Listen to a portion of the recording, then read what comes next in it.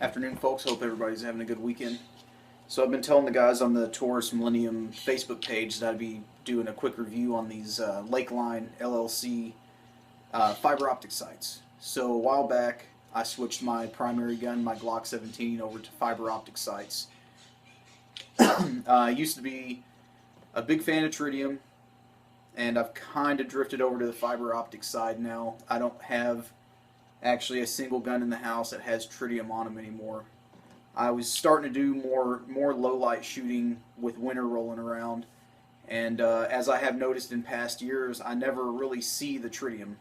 I see the outline of my sights, but I don't really see the tritium dots themselves. And if it's dark enough that I need light, and I'm noticing the tritium, I'm going to illuminate my target with a light, either handheld or weapon mounted, before I shoot at anything. I don't want to shoot into the dark not knowing what I'm actually aiming at.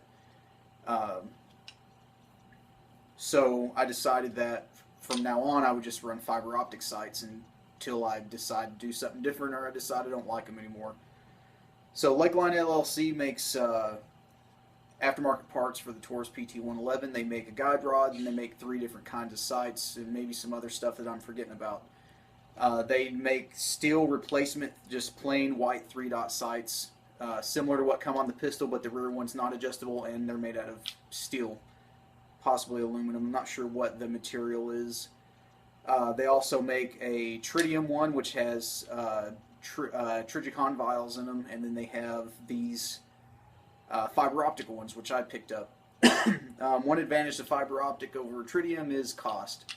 It is much cheaper to buy these fiber optic sights, even for my Glock, than it was to buy tritium. The Glock sights, I think I picked those up for about $45, and these were under $40.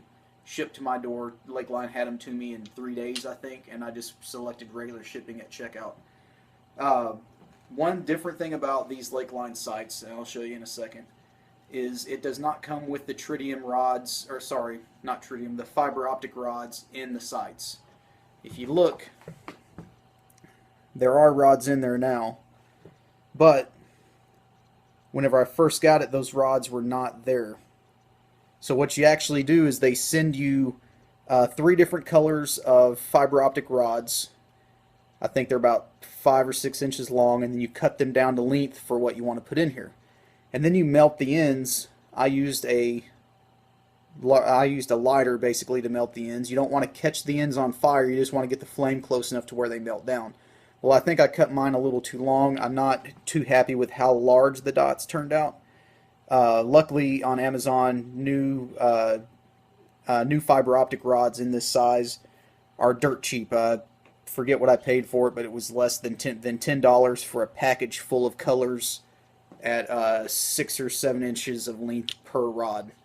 So I'm going to cut these out whenever that comes in and try to make them shorter with smaller dots, but try to keep them uniform. I have shot the pistol on the range with these, and they produced point of aim accuracy.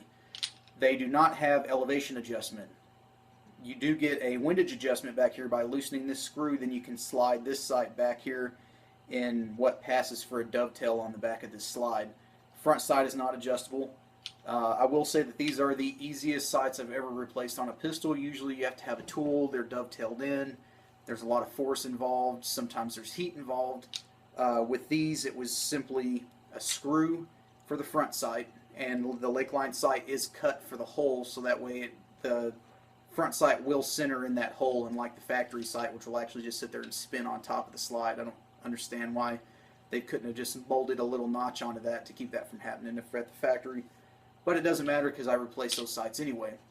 And then the rear sight is the same. Take out the one screw in the top, slides right out the side. There are components under there, so don't turn the slide upside down whenever you get that piece off. And then I just slid them back on there, tighten everything down with blue Loctite.